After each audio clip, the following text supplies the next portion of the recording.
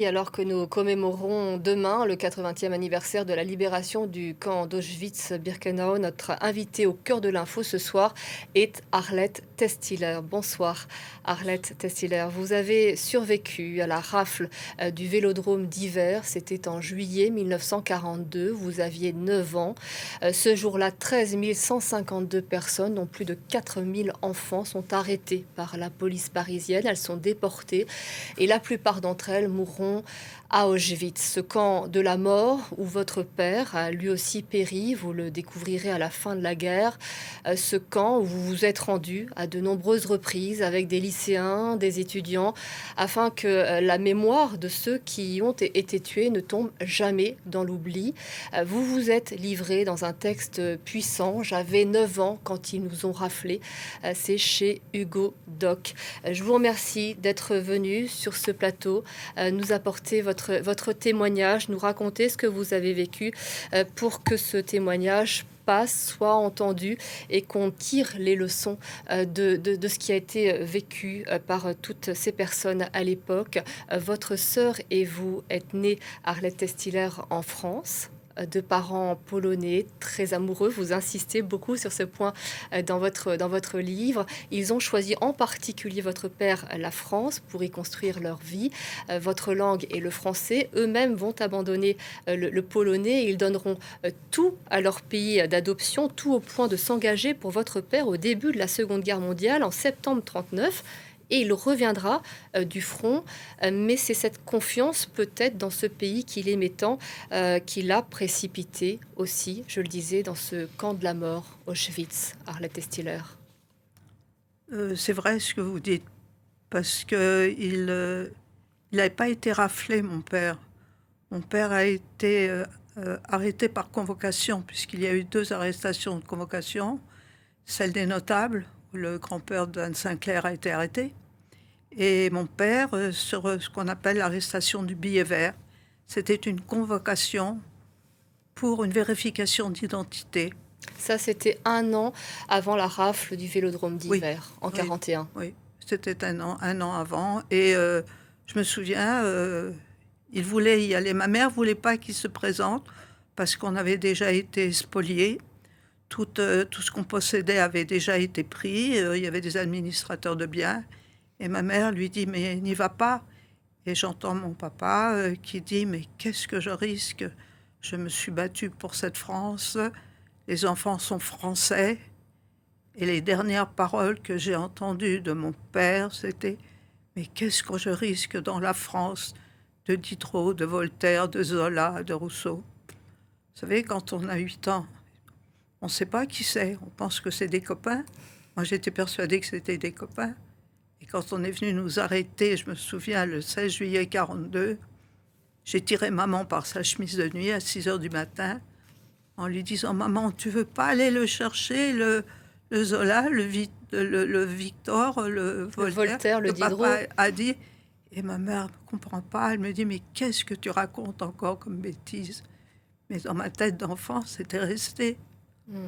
C'était l'incarnation de la France, Voilà. c'était Donc, l'incarnation des droits de l'homme. donc il s'est fait piéger. Il y a été. Il aurait pu se sauver parce qu'il a travaillé dans les fermes autour du camp de Pithiviers, puisqu'il y avait pratiquement pas de civils. Parce que pour comprendre, effectivement, il a été déporté, envoyé dans ces camps de travail où vous avez pu le voir, Oui. être à ses côtés, notamment grâce à la complicité d'un gendarme qui travaillait à Pithiviers et qui vous a hébergé chez lui, Exactement. au risque de se mettre en danger, évidemment. Oui, c'était un Alsacien.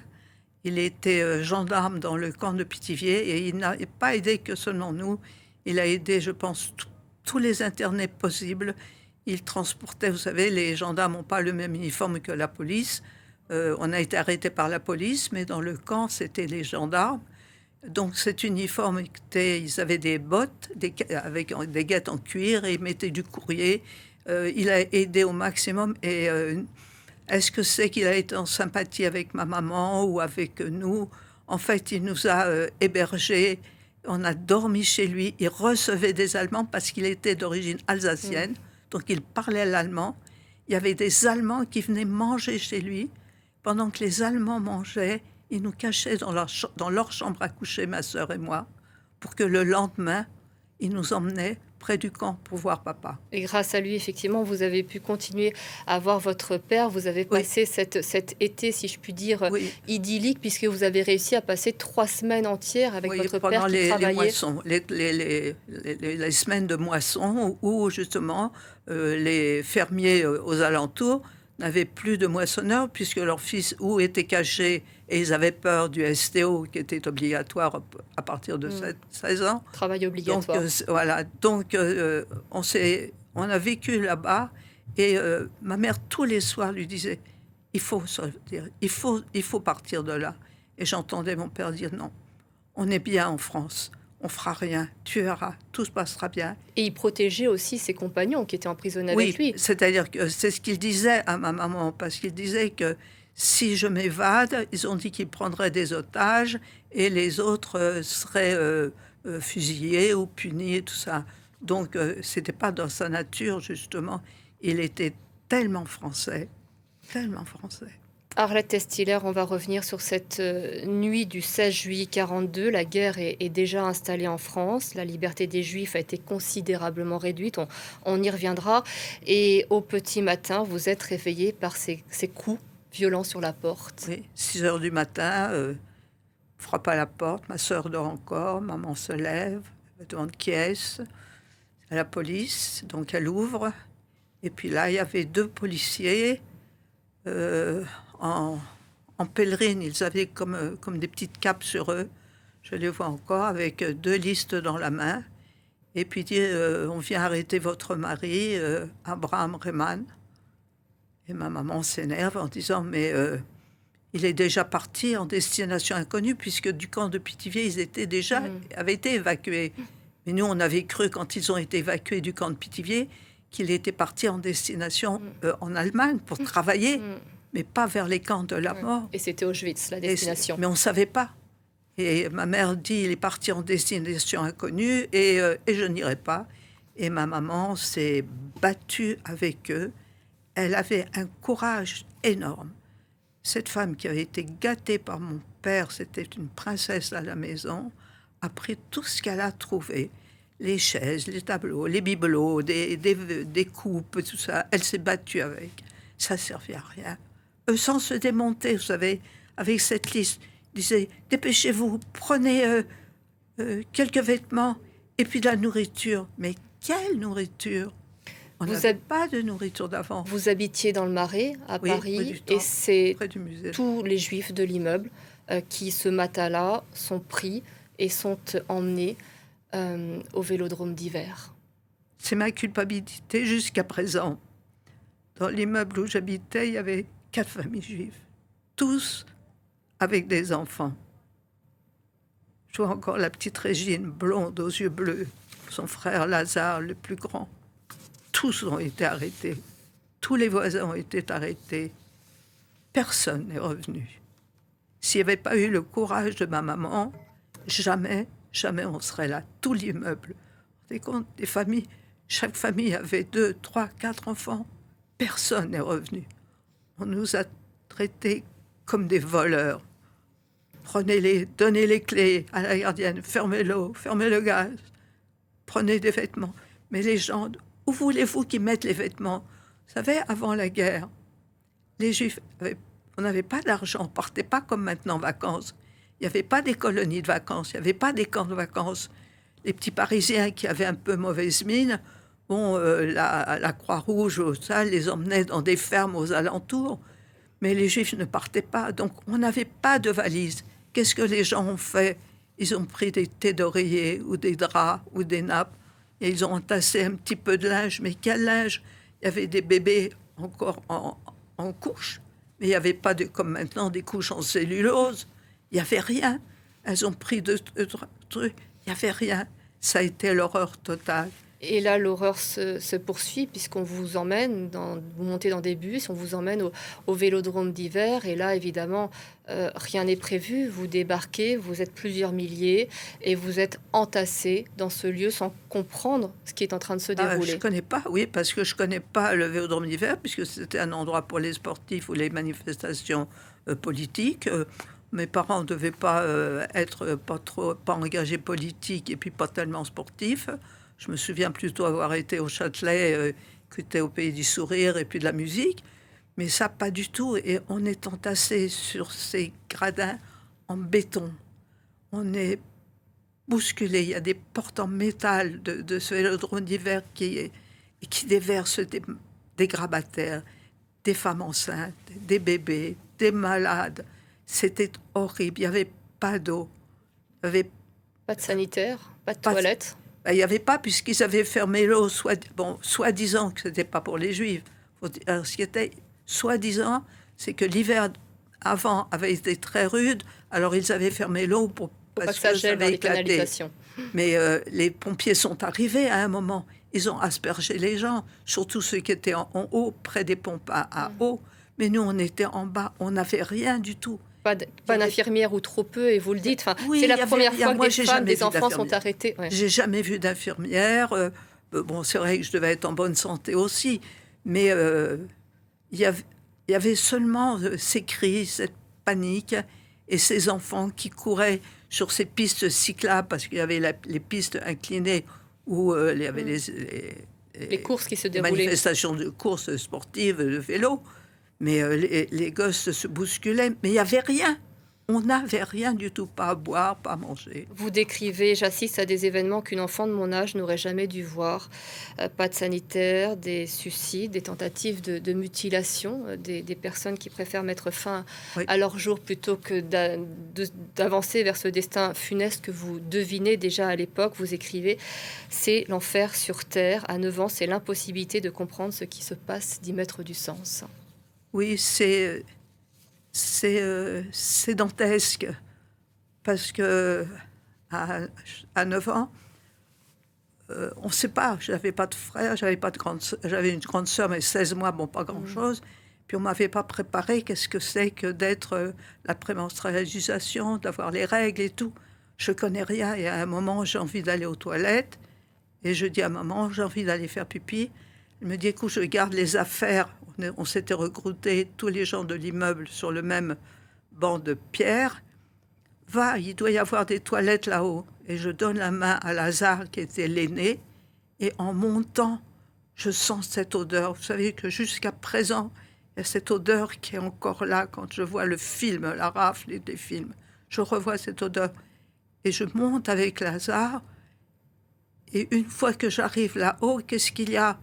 Il n'y a pas de toilette, il n'y a pas d'eau. Alors les gens, pudiquement, font leurs besoins contre le mur. Les uns se cachent avec une nappe ou avec un vêtement. Mais il y a une chose c'est là que l'on m'a appris ce que c'était. Mais ça a été l'horreur totale. Parce que je vois des chiffons rouges. Je vois du sang. Des femmes qui étaient indisposées, qui Des femmes savaient pas quoi faire. indisposées. Mais à 9 ans, on ne sait pas ce que c'est. On ne les a pas, les règles. Il n'y a personne qui vous a... Et moi, je suis persuadée qu'on va tuer tout le monde. Et je me mets à hurler, on va tuer tout le monde. Il faut des Andes, Lazare, on va tuer tout le monde. Il faut le dire à maman, il faut sortir de là. Je me suis précipitée. Maman m'a pris dans ses bras, je me souviens très bien. Et elle a essayé de m'expliquer en me disant non, on ne tue pas les gens plus tard, tu iras. Mais je me rends compte que je ne veux pas entendre. Je ne veux pas écouter ses explications. J'ai plus confiance. J'ai pas confiance. Donc, j'y crois pas. Après ce temps au Vélodrome d'hiver, vous êtes envoyé au camp de Beaune-la-Rolande. Vous parliez tout à l'heure de la détermination de votre mère, de son ingéniosité. Elle va se battre parce qu'elle pressent ce qui va se passer ensuite. Elle pressent que vous allez être envoyé vers un destin funeste. Et elle va obtenir non pas votre libération, mais la possibilité pour vous de sortir de ce camp et de rentrer à Paris. Oui. Oui, puisque vous avez lu le livre, c'est vrai, elle va obtenir ça par un subversion, par des mensonges, mais un mensonge, il faut qu'il tienne debout, il faut que ce soit... Elle avait obtenu un laissez-passer Voilà, qui lui parce qu'elle travaillait pour les Allemands. Elle avait un Ausweis, c'est-à-dire un laissez-passer, puisque tout le matériel qu'on avait déjà été séquestré, avait été mis dans un atelier que le gouvernement de Vichy avait fait on habitait rue du Temple, mais qui avait constitué avec notre maternelle et d'autres personnes qui avaient été séquestrées euh, dans le 10e arrondissement, l'atelier Grundel. Et ma mère a fait se laisser passer pour aller là-bas, à cet atelier de Grundel.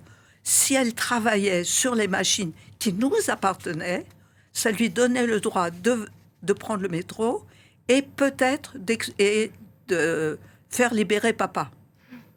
Donc, elle fait valoir justement ce laisser-passer qu'elle a, cet Ausweis qu'elle a sur elle. Et ça a marché et tout ça. Ça a marché, vous parvenez à rentrer à Paris, vous parvenez à vous échapper et à vous cacher. Elle vous cache auprès d'une famille à Vendôme. Cette famille, on va peut-être découvrir une photo, c'est une photo que vous avez souhaité nous montrer, parce que cette famille et d'autres familles dans la région ont caché de nombreux juifs. Vous y retrouvez une de vos petites amies de l'immeuble qui est toujours en vie, Lily. Et c'est un peu irréel de voir ces enfants insouciants, souriants, alors que nous sommes en 1943 ou 44 à présent. On a vécu comme des pirates heureux dans cette campagne qui était là. Vous voyez, c'est la plus grande qui a les deux mains comme ça. C'est ma sœur. Je suis à côté d'elle. Qui est toujours en vie, hein, votre Voilà, sœur. Ma sœur et moi avons touché du doigt à Vendôme une humanité inoubliable. Et c'est vrai que vous parlez de... Et la quatrième, c'est la petite Lily. Et la cinquième, c'est la petite Paulette Jakubowicz qui habitait aussi dans la même rue que nous. Et vous savez, quand je témoigne, je dis aux élèves, c'est vrai, je suis née à Paris. J'étais très française et j'ai été élevée à la française. Je faisais la révérence, ça tenait la main. J'ai été élevée vraiment comme une petite fille modèle, alors que je n'étais pas une petite fille modèle. Mais en réalité, je ne suis pas née à Paris. Je suis née à Vendôme. Parce que sans Vendôme, je ne serais pas là. On est arrivé dans cette famille, mais une famille pauvre, vous ne pouvez même pas imaginer. Toute la maison, on faisait la moitié, même pas de ce studio. C'était tout petit. Il y avait une chambre pour le couple qui dormait, et puis une autre pièce qui servait pour faire la cuisine et tout. Eh bien, lui avait construit un espèce de lit qui n'était pas un lit, enfin, c'était au carré en bois. Il y avait des sacs, vous savez, où on met le blé, la paille et tout ça. Il l'avait rempli de paille et on dormait là. Mais il peut y avoir 5, 6 enfants. On dormait comme des sardines, tête bêche. Mais on a été heureux. Elle nous a chouchoutés, elle nous a gâtés, elle nous a nourris. C'était une famille extraordinaire. Mais pauvre, vous ne pouvez pas l'imaginer, puisque elle ne travaillait pas. Il fallait qu'elle nourrisse toute cette... famille, toute cette nichée, toute cette marmaille qu'elle avait. Lui, il était savetier. Vous savez, dans les écoles, ils ne savent pas ce que c'est. C'est un métier qui n'existe plus. Qui a disparu. Puisque maintenant, les sabots sont en croque, en plastique. Et ben, à Vendôme, il y avait une usine de sabots. Vous parlez de l'usine de ce sabot, ça me fait penser à ce cadeau extraordinaire que votre père vous a fait. Dans le camp de Pithiviers. Dans le camp de Pithiviers, il vous a sculpté ce porte-plume, ce qui paraît incroyable. Et il est parvenu à vous le faire envoyer. Il en a fait un pour votre sœur aussi, qui a le sien. Et vous voyez ici, il y a 2 petites têtes, une en haut à droite et puis une en haut à gauche. Il y a la mienne et puis la sienne. Toute petite. C'est une photo qui est grande comme un ongle. Et il y a écrit « À ma chère petite Arlette, ton papa qui t'aime ». Et de l'autre côté, il y a écrit « Souvenir de Pithiviers ». 1941. Il vous a envoyé ça et il a été envoyé ensuite à Auschwitz. C'est à la fin de la guerre, donc vous continuez de vous cacher. D'ailleurs, regardez, j'ai ici par hasard, parce que comme demain je vais encore aussi au mémorial, et j'ai son acte ici de décès quand il est arrivé à Auschwitz. Voilà ce qu'elle a. C'est tout ce qui me reste. Si vous permettez, je le prends et je vais le montrer à l'antenne. Voilà. Je ne sais pas si on pourra faire un... Voilà. C'est l'acte de décès. Voilà, l'acte d'arrivée à Auschwitz. Vous apprenez donc sa mort. En bas, il y a écrit Auschwitz musée. Vous savez tout, c'est un acte... Auschwitz, il n'y a pas de tombe, c'est ce que vous dites évidemment. C'est toute la difficulté pour les familles de victimes de ce génocide à Auschwitz. C'est le lieu où vous pouvez vous recueillir malgré tout. Non, on peut pas se recueillir. On est des... Vous savez, tous ces enfants, comme ceux qui ont perdu dans des crashs d'aviation ou les marins, tout ça, on n'a pas où aller. Les marins, ils jettent une gerbe dans la mer. Eh ben nous, on n'a pas. Les Juifs, quand on va sur une tombe, on apporte une pierre. Et on n'a pas. Ce que j'ai fait avec mon mari, qui lui aussi a été un déporté, eh bien, on a fait 15 voyages à Auschwitz. Et qu'est-ce que je fais Avec votre association, pour témoigner. Pour témoigner, c'est-à-dire la tradition juive fait que l'on apporte une pierre du passage qui rappelle les tombes bibliques du désert, où les gens que l'on enterrait dans le désert, on mettait des pierres pour reconnaître l'endroit où ils sont enterrés. Eh bien, moi, j'apporte une pierre de France et que je mets dans la baraque 28, où il y a écrit où il est arrivé au camp d'Auschwitz, baraque 28, carré des Français. Pour moi, c'est le dernier endroit. Mais il n'y aura jamais, pas plus pour lui que pour Régine, que pour Lazare, que pour Serge, que tous ceux que je jouais avec eux tous les jours. Il n'y a rien. Serge, Martin, Lazare, Régine, ce ne sont pas des chiffres, ce sont des enfants. Dites-vous, si je ne témoigne pas, et ils mourront une seconde fois. Ce témoignage, vous l'avez débuté en 95, quand Jacques Chirac, enfin, au nom de l'État, a reconnu ce que l'État français avait fait de ses citoyens. Et ça, c'était important, ça a été le déclic pour vous, pour enclencher ces témoignages, ces décennies de témoignages. Oui, ces témoignages sont importants parce que, même j'ai témoigné encore la semaine dernière au mémorial, mais quand l'on témoigne, on nous fait venir et les élèves croient, et ce qui est normal, qu'on vient pour eux. Comme vous croyez que je suis venu pour vous. Bien non. Vous êtes dans l'erreur, aussi bien les élèves que vous. Je ne suis pas venue pour vous. C'est vous qui êtes là pour moi. Parce que nous, on va disparaître.